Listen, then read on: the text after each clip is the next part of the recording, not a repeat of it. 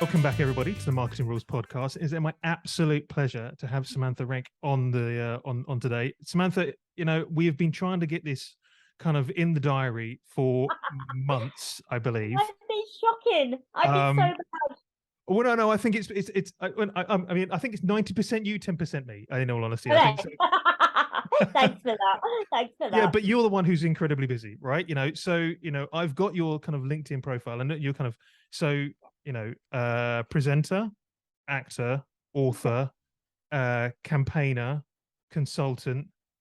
I don't know if have I missed anything in there. I don't know. I mean, I tend to rattle them off, and then I'm inside my head, my kind of brain is going, oh my goodness, that sounds so narcissistic and egotistical. But I guess when you are a creative and when you're a woman and when you have an added element of disability, you've got to be your biggest champion. You've got to be borderline narcissistic. And I don't mean that in a sinister way. I'm not going to turn around and kill everyone in their sleep. I'm not going to go all, kind of serial killer. But I think you need to big yourself up, and you need to very much say yes to opportunities that come your way. And I guess my foundations have absolutely, kind of been with that mentality that I say yes, because opportunities are few and far between, particularly as a creative. Mm-hmm. And I said yes to a lot of things, particularly when I first moved to London 12 years ago. And then just kind of sat back and went, oh no, what have I said yes to? So take us. How did you get kind of started in the industry? Was it somewhere? I mean, did you go to university, and did you always want to be in kind of in? Oh, I don't want to say show business because that sounds really show shit. Business. but I mean, you're in the creative industries, right? I mean, did you always wanted to be part of that?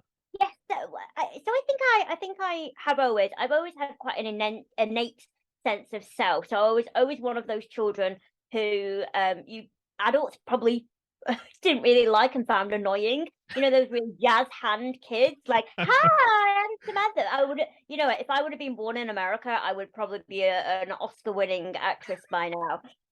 But yeah, I definitely love being the center of attention. I love my uniqueness, so I love my disability. So I was born with quite a rare genetic condition called osteogenesis imperfecta. It's more commonly called brittle bone condition because I fracture my bones very easily. It's actually, contrary to popular belief, it is not a calcium deficiency, it is a collagen deficiency. So people with OI do not have type 1 collagen. So our body's made up of all different types of collagen. And I don't have number 1, which is quite a big one because it's found in your bones. It's found in your hair, your nails, your skin, your arteries. So although, my bones are largely affected, I've had around 200 fractures in my life. There are other byproducts, I suppose, of living with this condition. And what I'm actually finding now is actually fatigue. So going back to, having organized or kind of trying to organize you and I getting together, I think what has become really apparent now that I'm in my mid-30s is the fatigue element of my condition. And as anyone gets older, we all kind of get a bit rusty, don't we? But I guess now I'm very much trying to conserve my energies, and I think setting those boundaries and actually thinking right, it's great to be a yes person, it's great to say yes to opportunities, but what is going to be the downside of this? Are you going to feel like you're in your 20s with a huge hangover? But yes, I was always one of those quite cheeky, confident, sassy children, and I went to a lot of after school drama clubs. I loved acting. I was very good at improv. I'm a people person. I like observing people and then I suppose mimicking them. And I don't think there was anything deep about it. I think a lot of people, particularly when you feel ostracized or marginalized because of, a protected characteristic, mine being obviously a disability, I don't think acting was a form of masking. I don't think there's anything that deep about it. It wasn't like, oh, I could pretend not to be disabled. I don't think it was that at all. So yeah, I was just, this confident person, and I liked to make people laugh, and I liked that positive reinforcement that I got being center stage, and it just came naturally. I say that I've not got many God-given raw talents. I'm pretty rubbish at maths. I'm pretty rubbish at music. I'm not even being modest. But drama and English, and I studied languages at university. Kind of that communication and was really my strength. Apologies, I've got a very loud cat in the background who's trying to steal my thunder. It's all right. We've had worse on the podcast. But yeah. So I went to high school, went to college, went to university, studied sociology, French, German, and European studies. During my degree, so kind of right smack in the middle of my degree, I had to have a 12-hour spinal fusion operation to correct spinal curves, so scoliosis, and it was actually life limiting. And I, was quite poorly from that. The operation didn't go 100% to plan. And at the time also, it very much had a codependent relationship with my mother. My mum was a nurse. I was actually born in Germany. My mum was a nurse. My father suddenly died when I was age 9 of a brain hemorrhage, both of whom are non-disabled. I was definitely the only disabled kid, in my family. But I kind of had this fear that if I were to become independent, if I were to go and live my life, if I to kind of go and live my dream, and just do normal things. And I'm not talking about anything extravagant. I'm talking about making my own dinner. Making myself a cup of tea, or going to cinema with friends. And I kind of just kept thinking, oh my goodness, if I do all these things, if I start to live my life, what would be the purpose of my mother? So during, university, I was very much dependent on her for everything. I suppose I was academic. I was thriving in an academic environment, but everything else in my life Did you still live at home at that point as well? Yeah. So not to go into loads and loads of details, but university, a lot of universities didn't allow me to go on their course because I was taking languages, and I said to them I wouldn't be able to do the year abroad, which was mandatory. So the only university that accepted me onto a language degree was Lancaster University. And as it happened, when all my peers went off on their degree, that's when I actually had my operation. So it coincided well. And also, as a complete bypass, can I just say, for anyone who gets told that they can't do anything or they get excluded for something, I didn't go on the year abroad. I had a 12-hour spine operation. I had spinal cord damage. I was really unwell. I came back, did my degree, and I got a distinction in German. And I was the only 1 out of 3 who got that distinction. So that seems absolutely, that seems kind of that seems inherently kind of obviously biased, right? That if you can't do the kind of the year abroad, you just can't do the degree. I mean, it just seems absolutely it's as if it was never, at no point it was ever considered we might get someone who's physically not able to do that. It's absolutely nuts. Yes, it's crazy. Go on, I was quite unwell, and then I obviously finished my degree. Did well, got a 2-1, and everything's great. But I still was like, oh my goodness, it's the real world now, and I did not have the skill sets. I think we don't support parents of disabled kids or neurodivergent children. They have to go in it on their own, and you've got to understand that we are all guilty of unconscious bias, and parents are humans at the end of the day. So my parents had grown up in a world that thought that disabled people couldn't, shouldn't, wouldn't, and all that, negative, harmful stereotypes and tropes. And that was, in part put onto me a little bit. So my mum and my dad, for the limited time I had with him, they did their best, but they weren't perfect. So I was like, oh my gosh, I finished my degree, but now what? I literally couldn't make a cup of tea for myself. I'm like early 20s, and I was struggling. And someone said to me, they were like, do you know what? Why don't you do a postgrad? Why don't you do a PGCE? So another year in higher education, you get a $9,000 bursary. And, for students back then, $9,000 was like, whoa, $9,000? Yes, please. Where do I sign up? So I did a postgrad for a year to become a secondary education teacher. Hardest thing I've ever done. I nearly quit about 10 times. Hats off to anyone who's doing a PGCE. But that gave me that kind of bubble, and then I kind of went into a school environment faced again many barriers, prejudice, and wasn't happy. Like the kids were wonderful. A lot of people have the preconceived idea that the kids gave me a hard time, but actually my classroom was very much based on respect. And that's my cat, sorry, he's a bold one, he's a naked one, so if he looks a bit odd, I'm not he kind of matches your jumper, in all honesty. I know, right? I'm not skinned my cat, I promise. I love animals. And yeah, so I was pretty miserable in doing the high school gig, and that was just hard work. Like even though we differentiated for children, we again had this lack of understanding. Well, what if we had a teacher one day that might be a wheelchair user or have any kind of impairment? And I at that point I reconnected with an old school friend who was living in London. And I remember the conversation. We came really close.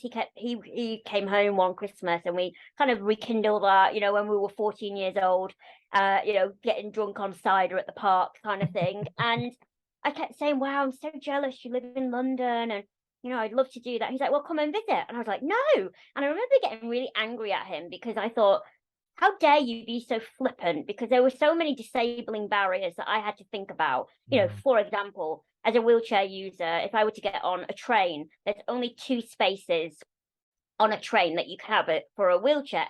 If they're full, then you ain't getting on. Also, you had to, up until very, very recently, and when I mean very recently, as in the past 6 months, when the policies have changed. Yeah. But prior to that, you couldn't just make a spontaneous trip. You had to inform the station a minimum of 24 hours prior that you would be there. So there was just so many things, and my friend Nathan, I wrote about all this in my book. So I'm not kind of like we will get to your book. Yeah. So if you're intrigued more about my journey, then obviously read the book. But Nathan kept persisting, going, why don't you just come? Why don't you just come? And I think I actually fell out with him a little bit over it. I was like, why are you just being you're disregarding my complete, all the barriers that I have to face. And then I don't know what it was. I think because he was just so persistent. Don't you dare jump on that laptop. Because he was so persistent, I gave in and I booked my tickets and I didn't tell my mum. And I know that sounds really odd because I was like, early 20s. It's like, what, you're an adult, do whatever you want. But, it's difficult when you've got that codependency. Yeah. And I told my mum I was going to London on my own about 2 days before I was going. And I did. And I came to London and it wasn't without its trials and tribulations, but we did it. I trusted my friend. And ever since then, I started going to visit him every couple of months, getting up to mischief, I must admit. But then, I that was like the catalyst of me getting my confidence. And at that time as well, I became a trustee for the Brittle Bone Society. And I started to meet more people who looked like me and lived like me, because up until that point, I didn't necessarily take any issue with being disabled. Like I kind of love that part of me. I actually kind of was like, haha, I'm different, you're all the same, you're all cheap. I'm like, the star. I know, real ego going there as a young child. But totally, kind of saved me in a lot of respects. But I didn't want anything to do with other disabled people. And, I came into this world as a trustee. I was a trustee for 6 years. And I guess because I studied sociology as well, which ironically sociology was my love, whereas languages was, like what the parents say, like languages are good, you'll get a job with languages. And I'm like, but I really want to carry on doing sociology. And they're like, no, screw sociology, that's for left-wingers or whatever. So I really loved, I really loved learning about disability history, culture, theories of disability. And that's, kind of how I am doing what I'm doing now. But I ultimately quit my job. I quit my job as a teacher. I didn't have a job to come to. And this happened in the space of a few months, literally 3 months, I think it was. And I moved to London, and I was volunteering at a lot of charities because I wanted to get into the charity sector. I actually, in my mind, I was like, I love my trustee role, but wouldn't it be great if I got paid? So in my head, it was like, well, maybe I can do fundraising, maybe I can do something, in that realm. And again, I was facing barriers, even just going for an interview. Yeah. You know, I would go for an interview and they wouldn't inform me that the lift was broken that day. So, you know, I was getting into debt because I was spending money on expensive taxis, which in London are have to, like, by law, be accessible. I didn't have a support person at the time. I'd gone from Lancashire County Council, who were at the time incredibly supportive, and you know, I had a PA, an assistant for I think 21 hours. I literally moved to London. I'm not going to mention the borough, but I moved to one of the boroughs in central London, and I, you know, met with a social worker, and they literally said to me, if you have got a microwave, then you are not entitled to any support. And it took me 10 years. It took me 10 years to go from no support to 3 hours to 10 hours, and now I have 15 hours. So I was battling all of this, and I think everyone at home just didn't understand why I'd left a secure job as a teacher. And it's that whole thing of, I mean, she was miserable, but at least she was getting paid, you know, that kind of thing. And then I went to a house party with my friend from back home, and well, I was the only girl there, so it was like 40 men from the LGBTQ plus community, and a lot of them, total stereotype, but in this case true, a lot of them worked in TV, and a lot of them worked in production and fashion and all that lovely creative stuff. And I met my now business partner, Max Barber, who is a director and producer. And I guess he was fascinated by me in the sense of, you know, my bravery and my gusto and my go-get attitude. And, you know, just having like this petite, blonde-haired woman with, you know, a big push-up bra and bright red lips and, you know, could drink them all under the table. And he said, you know, have you ever thought about acting? And I said, it's really funny. I loved acting. And then when I was 17, I went to a semi-professional club, acting club, and there was going to be a scout coming to audition for Oliver. And I remember my teacher at the time pulling me to one side because all the kids were like getting their headshots and getting their, you know, portfolios in order. And she pulled me to one side and she said, and forgive me, this is not meant to be, this is her paraphrasing her. She went, people like you and brown people, I think she said at the time, won't get picked. And it sounds really like, oh my God, you know, it sounds awful, and it's ableist and it's racist and it's all of those things. But she was right. Like, you know, I'm 37 now. I was 17 then. Like, you know, this is over 20 years, like 20 years ago, you know, and she was right. And that, you know, I would like to say that in that moment, I told her to do one and I was like, I'll show you. But no, because hormones were going everywhere. I was having issues in my home life. My mum was really struggling still with the loss of my father. You know, there's a lot going on. And I don't always want to be this triumph over tragedy narrative, because that's not reality. Like, yes, disabled people do have to battle and are incredible people, but we are people at the end of the day, and it's not so, you know, straightforward. So I said to Max that I was disheartened, and he went, you know what, come back, I'm going to interview you and we're going to do some improv. And we did. I went back, it all sounds really dodgy. I went back to their apartment, and he had set up, like, you know, his cameras and everything, again, all above board, nothing dodgy. And he was like, right, I just want to play a few like improv roles with you. And he had a suitcase, and he had like open, and it was all fake paraphernalia basically. And he was like, right, there's this scene where you've gone round to a drug dealer's house and he needs to leave because he's taken a call. What do you do with this open suitcase with money and paraphernalia? And so I just start grabbing everything and sticking it in my knickers, in my bra, and just, and we came through, and everyone was just wetting themselves laughing because it was just so comical. And we played on this understanding that people underestimate disabled people. Yeah.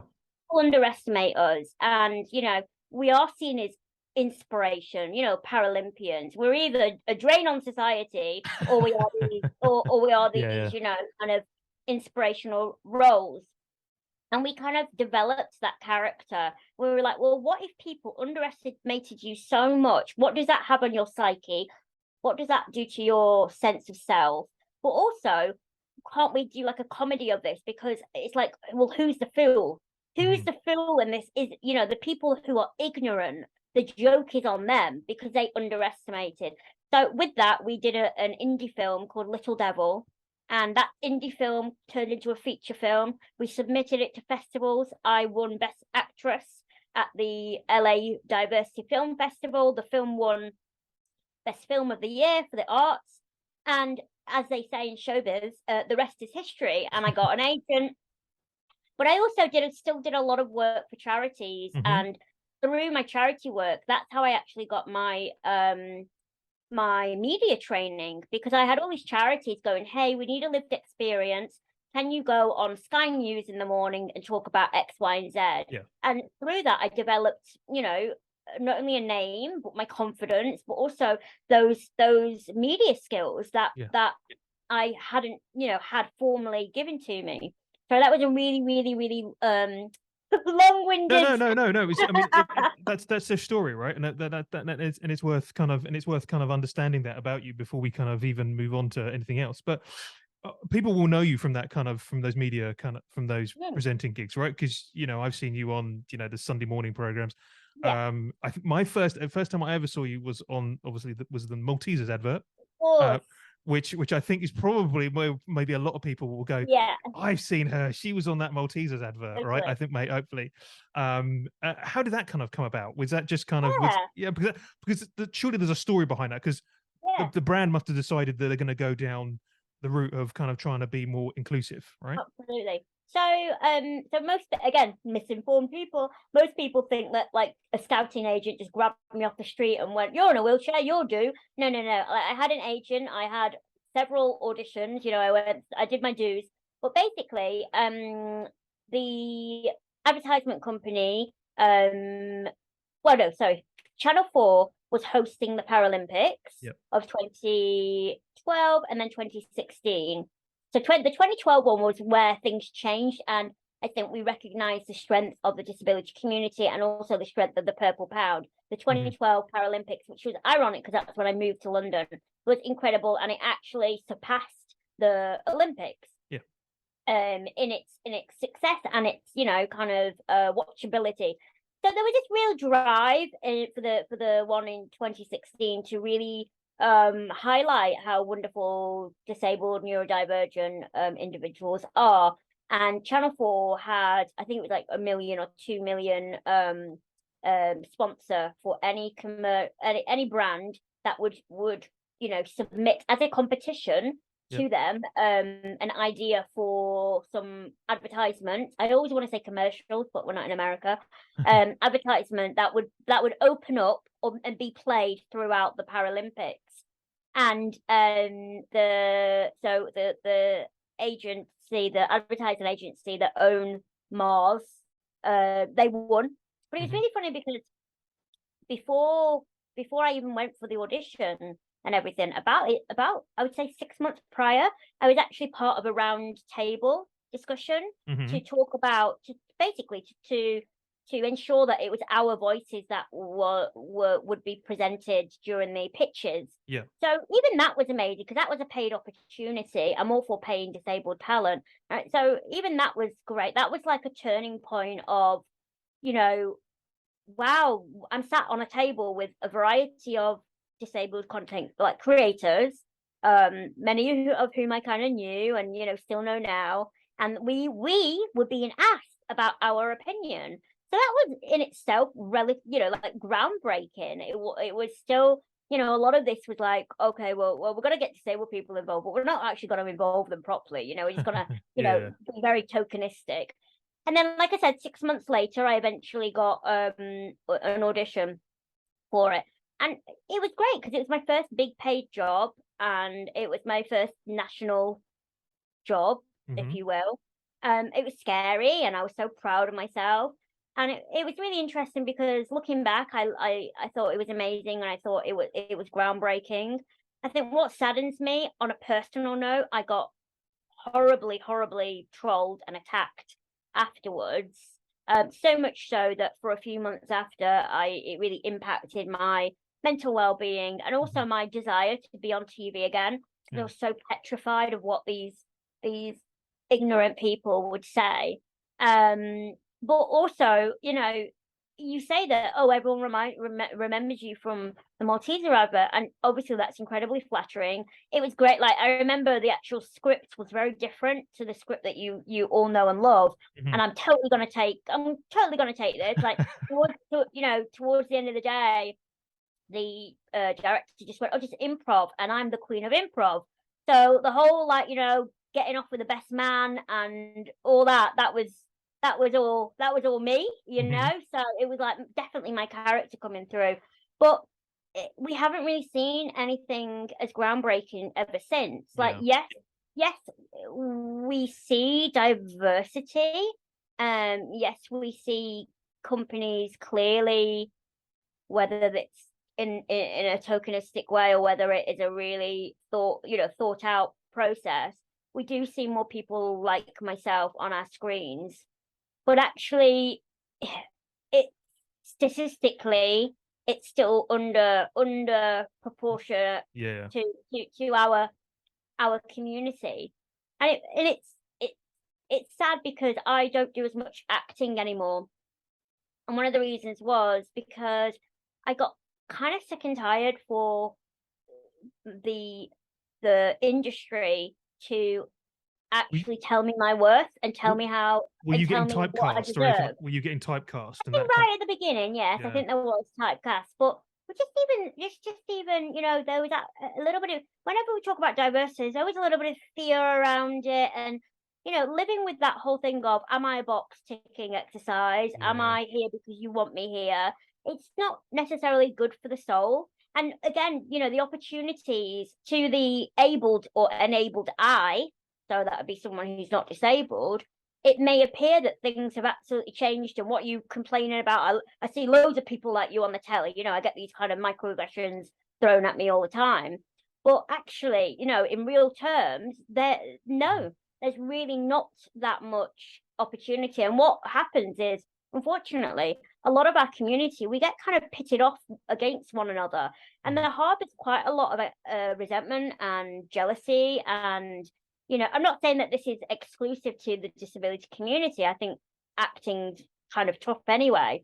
But you know, it came to a point where I was going, do you know what? I know that I am good at X, Y, and Z, and I'm not going to wait around for you to panic one day because you've not got, you know, you've not ticked all your boxes. So that's why I definitely, particularly during the pandemic, I honed in my teaching skills, and I, you know, kind of really concentrated on my consultancy and disability awareness training that I now do as my, I would say, as my main source of kind of income. That's a good place, right? So just before I let you go, kind of tell us about kind of what you do today, and the kind of, you know, the consultancy and that kind of work, and how people then can kind of get hold of you. Yeah, absolutely. So just wrote about a book last year, which was wonderful. I worked with Fern Cotton, who many of you probably have heard of, through Happy Place. So my book is a memoir called You Are the Best Thing Since Sliced Bread. So that was a real kind of personal gain win for me, so to speak. But like I said, that book came around during the pandemic, and also, you know, all my TV work kind of went out the window during the pandemic. And like most of us, we were like, oh my goodness, how are we gonna survive? And I sat there for 2 weeks solid, and I just compiled a whole host of like, webinars and training packages, because I love teaching. People think that, you know, I didn't like the skill of teaching. I love teaching. I didn't like the institution of, you know, the environment. So so now, you know, I work independently. I've got my own company, Samantha Renke Limited, but I also am a trainer for the Diversity Trust. Unlearn, I'm a trainer, so that's an unconscious bias company. Creative Equals, I also do some training for them, and I also am a speaker for TLC Lion. So I do all sorts, but you know, I ultimately believe that the power of storytelling and the power, very similar to what we talked about today, and that I'm not there to make anyone feel like they should know something. You know, we're all on this journey together, and I always say, you know, it's not too late to unlearn and relearn. And anything that I do, so in my training, whether that's a 1 hour lunch and learn, or whether that's a, you know, half day kind of web workshop, you know, I never come at it like, shame on you for not knowing this, because do you know what, I'm a disabled woman and I don't know everything about my community, and and all I can do is keep engaging with my community. So yeah, so please reach out to me if you want any training. I've just did a 1.5 years as disability lead at Paramount, which was wonderful. I absolutely love the Paramount, previously Viacom, just to confuse matters. But you know, I love being able to share my world and share, you know, 20% of the population, share an insight into their world, and say that a lot of what you've been told is probably not true, but it's okay, because we are here now to put the record straight, and to show that disabled people are an absolute asset to any company, organization. So yeah, that's what I do. But I mean, you can find me anywhere on social media. Just type my name, Samantha Renke. As always, we'll include all of your details in the show notes. If anybody wants to kind of get hold of you, they can do. I thoroughly ask people to kind of check out. You're on TikTok. So check out the TikTok. No, I'm not. You know what? TikTok's the one that I rarely use. I feel like I'm already too old for it. But link, I'm getting better at my LinkedIn. You are on LinkedIn. I found you on LinkedIn. And so yes, you're on LinkedIn. Anywhere you just type your name in, they'll find you. Yeah, I've got my own website, SamanthaRenkeOfficial.com. So yeah, go and find it. And you know, even just don't be shy, even if you want to reach out to me and start a conversation, then you know, head over and have a chat. Brilliant. Samantha, it's been an absolute pleasure having you on the podcast. Thank you for having me. Thank you.